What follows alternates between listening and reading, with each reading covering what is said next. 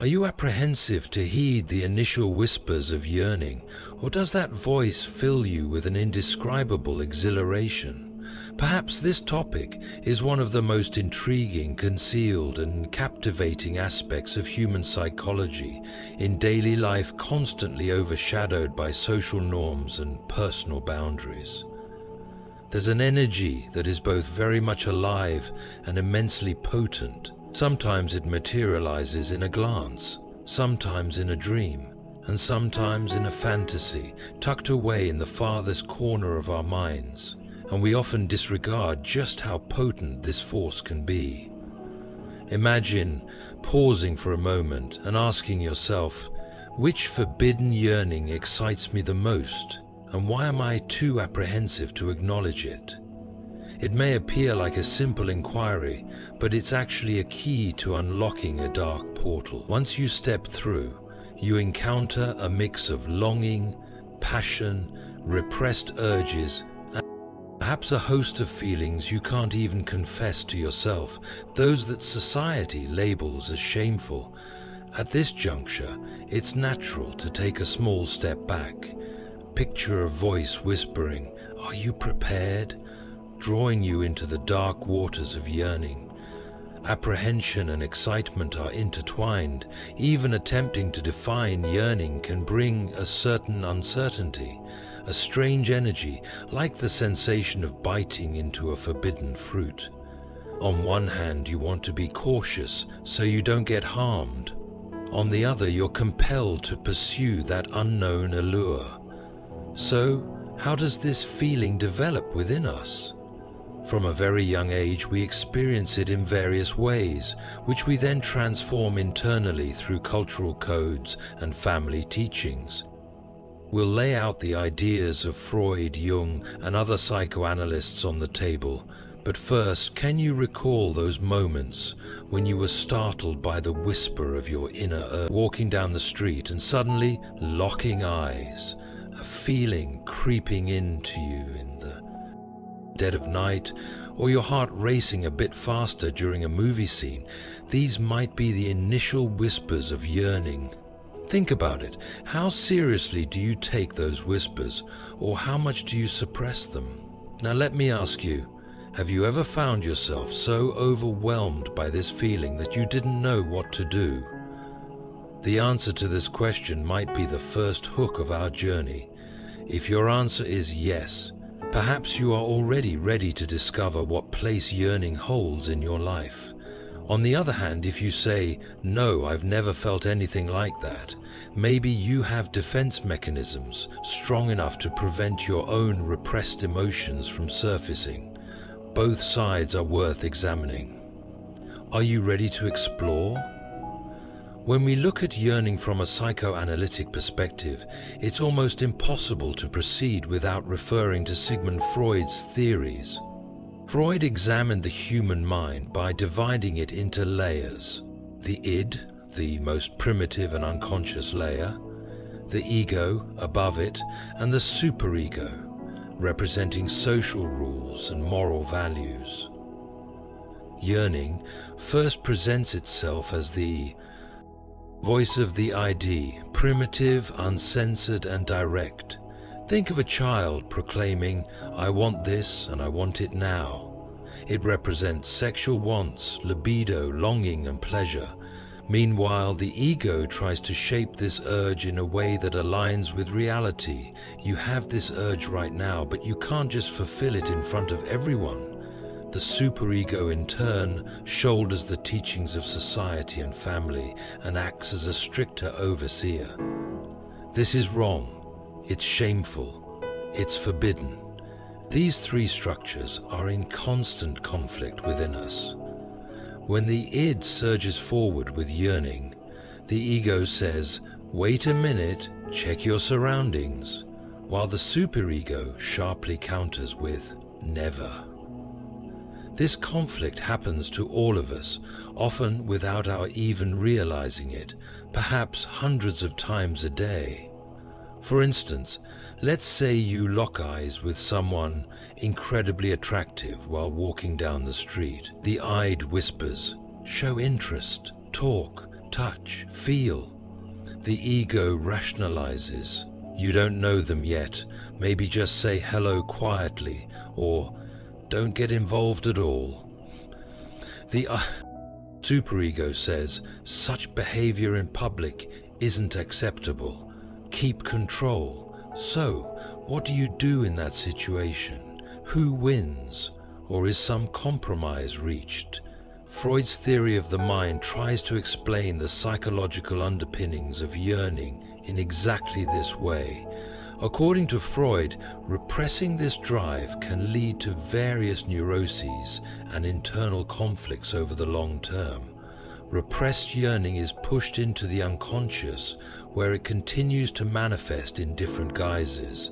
You might see traces of it in a burst of anger during the day, in a nightmare, or when you awaken from peculiar dreams. Have you ever felt inexplicably tense for no apparent reason? Think about it. Freud also introduced the concept of sublimation, the process of directing the energy of yearning, libido, toward more socially acceptable or recognized creative, artistic, scientific, or social endeavors. In other words, channeling this powerful energy into something productive and creative. Some people become writers, funneling their yearnings into fictional worlds. Some turn to painting, transferring that intense feeling of yearning onto the canvas. Others are musicians, weaving the vibrations of their passion into their compositions. Maybe you too have felt this energy from time to time and poured it into various creative processes. Have you ever tried converting your yearning into an artistic or constructive activity? For those who say yes, maybe you noticed a deep passion taking hold of you when you took up music, painting, or writing, which brings up another question.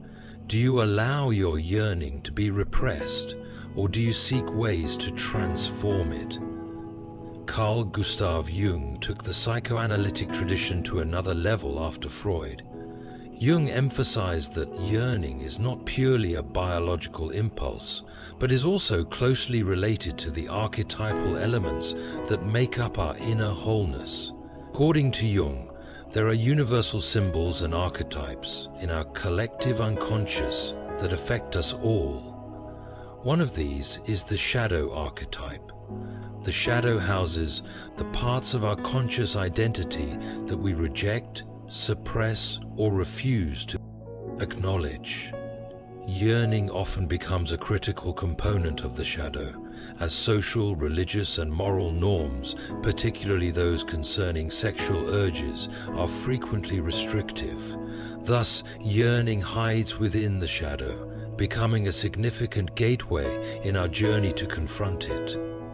Another important Jungian concept is the anima and animus. The anima is the unconscious feminine side in a man, and the animus is the unconscious masculine side in a woman.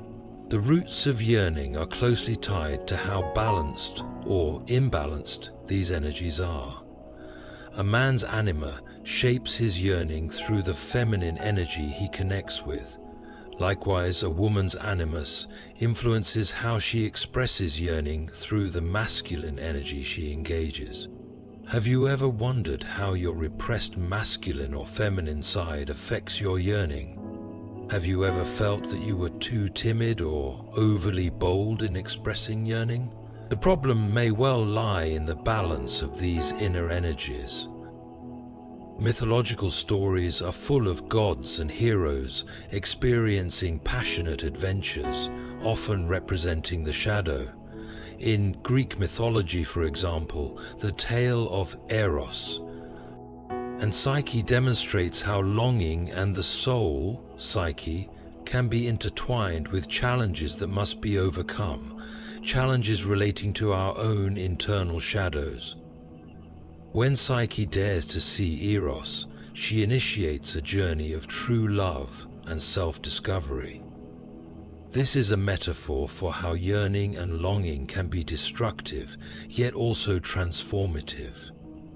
Jung's approach sees yearning not merely as something to be suppressed or controlled, but as an opportunity to achieve our own inner wholeness. Does confronting your shadow sound frightening? Yes, but without that confrontation, yearning remains hidden in a dark cavern, liable to emerge uncontrollably at unexpected times. Are you ready to face your own shadow and listen to your anima or animus? Or does that thought scare you? Think about it. Yearning is not limited to individual experiences. Let's take a look at how it appears in myth and popular culture. In mythological characters' lives, yearning often leads to immense disasters or legendary transformation. In Greek mythology, Zeus is famous for his countless liaisons and passionate escapades, sometimes with mortals, sometimes with goddesses, and sometimes with the mythical creatures of the legendary world. Each of his relationships begins with a burst of passion, but the outcomes can affect the fate of the entire pantheon. Here we observe desire's destructive power, as well as how it can be a source of creativity. Many demigods came into existence through Zeus's various relationships. Beneath these myths lies the question, have you ever considered how uncontrolled desire can lead to chaos for you and those around you? Turning to the world of film, there are practically endless examples. In Fatal Attraction, the passionate relationship between the characters drives them to an irreversible point. A single moment of desire, a glance, or a suggestive moment can alter lives forever. Similarly, in Black Swan, Nina's suppressed emotions, and especially her unrecognized sexual energy, lead her to reach the pinnacle of her art, but also cause a psychological breakdown. Here, desire serves as a source of extraordinary performance and creativity, yet carries the potential to push someone to the brink of imbalance. Have you ever watched and thought, what can being that passionate make a person do? In some films, scenes depicting sexuality go far beyond eroticism. These scenes are designed to reflect the turmoil in the characters' inner worlds. For instance, in Eyes Wide Shut, desire is presented as a power hidden behind secret masks, dark rooms, and rituals. The audience, along with the characters, enters what feels like a maze, a metaphorical representation of the characters' repressed desires, fears, and social facades. Again, the questions in this movie target you. Have you ever wanted something so much, but were too scared to admit it, even to yourself? And have you ever questioned whether similar themes appear in your own life? Maybe the reflections of desire in your imagination are inviting you to pause and think. Ignoring the darker side of desire is a major delusion, especially if it's been repressed for a long time. It can become a volcano waiting to erupt, a desire that can't find expression in daily life and is constantly suppressed, seeps out in unexpected ways, leading to all sorts of psychological issues. Freud referred to this as repressed sexuality, linking it to neurotic symptoms. When someone repeatedly represses their desires, they may experience ongoing inner restlessness, anger, anxiety, or even depression. Family and cultural codes play a big role in all this. If you grow up in a family environment where sexuality is strictly taboo, you naturally label the feeling of desire as shameful or sinful. This can root itself so deeply in the unconscious that even in adulthood, you might struggle to acknowledge your own desires and physical needs. You might come across as cold, distant, or uneasy in relationships, or perhaps you swing to the opposite extreme, complete liberation, only to fear losing control. Have you ever thought about your family's approach to desire? Are you aware of how that approach influences you now? Think about it. Another dark facet is guilt and shame. a person experiencing desire might sometimes think, "I'm a bad person, I can't fit into society." This feeling is commonly encountered in environments with powerful social sexual norms and traditional moral values. Feeling dirty, worthless, or guilty simply for having sexual urges can severely damage your self-respect, harming mental well-being and making it difficult to form intimate relationships. If I asked, "Are you ready to confront your own feelings of guilt or shame about your desires?" perhaps certain memories would surface in your mind. So, have you ever examined the source of your repressed urges or internal conflicts? Or is it easier to keep that door closed? How can such a powerful emotion be turned into something constructive? Freud's concept of sublimation is key here. Sublimation is the process of channeling sexual energy, libido, into more acceptable or socially recognized creative, intellectual, or artistic endeavors. Put another way, instead of repressing that intense desire, you give it an outlet. Some people write, expressing their desires through fictional characters. Others paint, using colors on a canvas to capture the intensity of desire. Some turn to music, weaving the vibrations of their passion into compositions. Perhaps you've also felt this kind of energy now and then and directed it into some creative pursuit. Have you ever felt an overwhelming desire and decided to create something instead of just trying to hide it? Sublimation is about turning the life energy that desire provides into a positive, constructive force.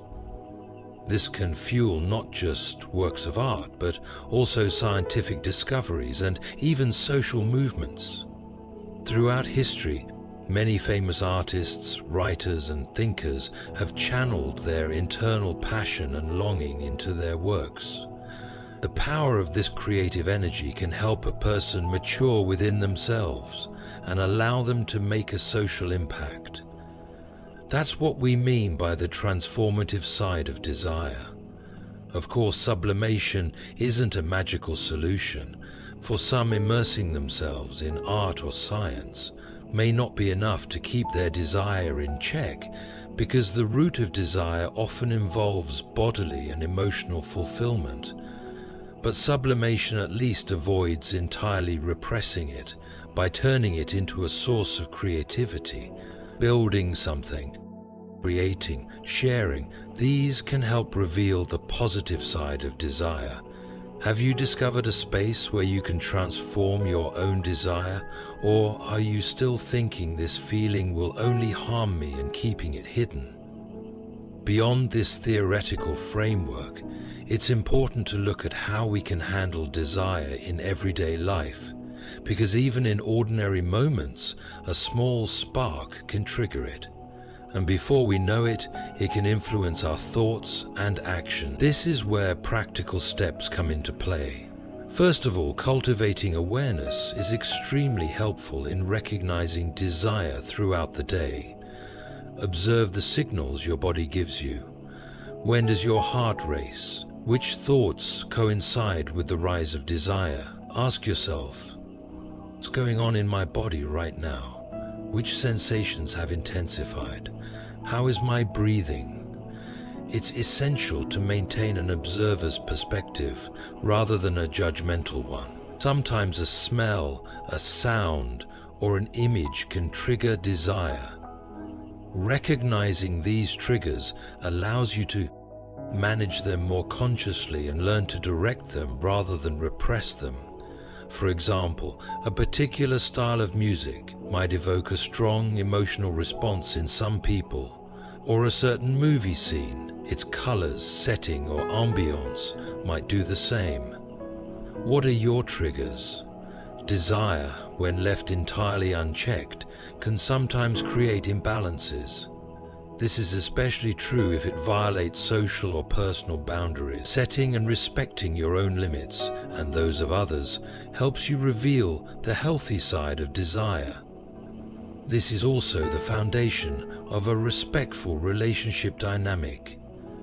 Exploring your inner world by writing can bring to the surface many feelings that have been pushed into your unconscious. Keeping a private, honest journal about your thoughts on desire can later help you look back and see patterns. Which triggers were active? What emotional fluctuations did you experience? And how can you make more conscious decisions moving forward? Sometimes seeking professional help is crucial. Desire can be so powerful that a person may feel helpless or guilty.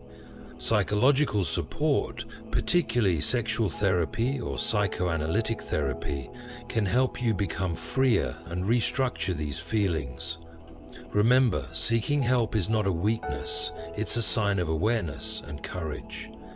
As you can see, practical steps encourage viewing desire not as an enemy, but as a traveling companion.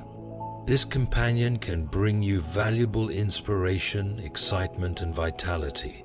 But if you fail to recognize it or leave it uncontrolled, it can turn into a storm. Are you ready to embrace it safely? When properly understood and managed, desire can grant you tremendous vitality, creativity, and self-confidence.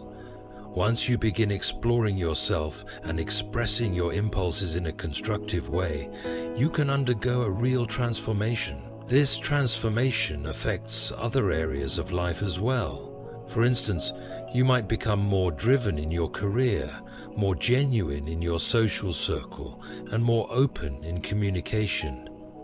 Being at peace with your own desires, body, and emotions adds an integrated sense of self-confidence to your character. On the other hand, let's not forget that desire can be tremendously destructive in relationships.